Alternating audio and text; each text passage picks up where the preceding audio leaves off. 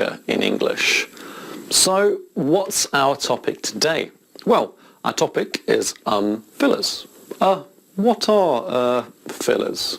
Basically, fillers are things that, you put in sentences when you talk. They give you some kind of extra time to think when you're speaking. If you use fillers, you can sound more natural when you speak English. Yeah, so what do you need to know about fillers? Right, let's take a look. Part 1, what fillers can you use? I've already used most of the common fillers in English. Some fillers are used at the beginning of a sentence. For example, basically, right, so, well, yeah. For example, it's worth visiting if you're in the area. Yeah, it's worth visiting if you're in the area.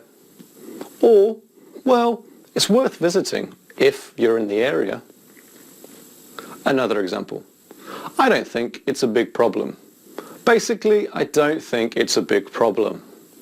Or, so, I don't think it's a big problem. Some fillers can be used in many different places in the sentence. For example, kind of. For example, you need to slow down and think about what you're doing. You need to, slow down and think about what you're doing. You need to slow down and kind of think about what you're doing.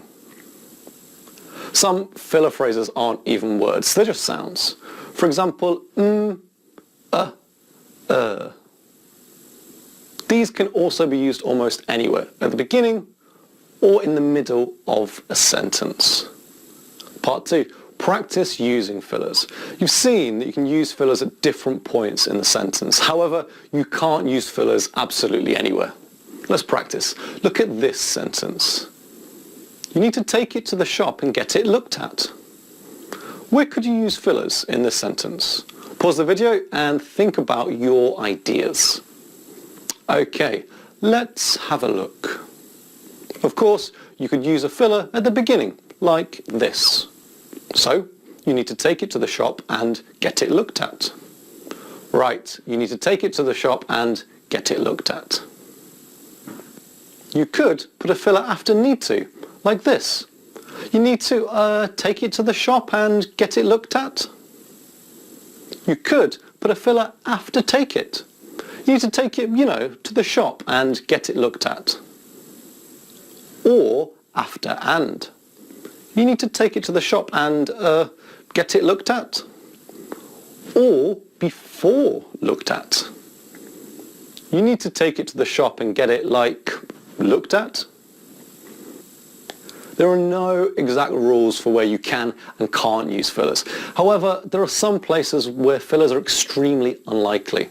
For example, you wouldn't put a filler between need and to or between looked and at. With fillers, you shouldn't think too much about using them.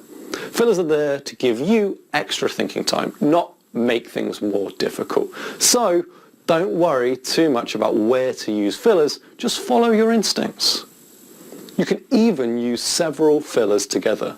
So basically, right, if you kind of want to, use lots of fillers in a sentence, you can. Although, you probably shouldn't. Part 3, why should you use fillers? There are many good reasons to use fillers when you speak English. 1, you'll sound more natural.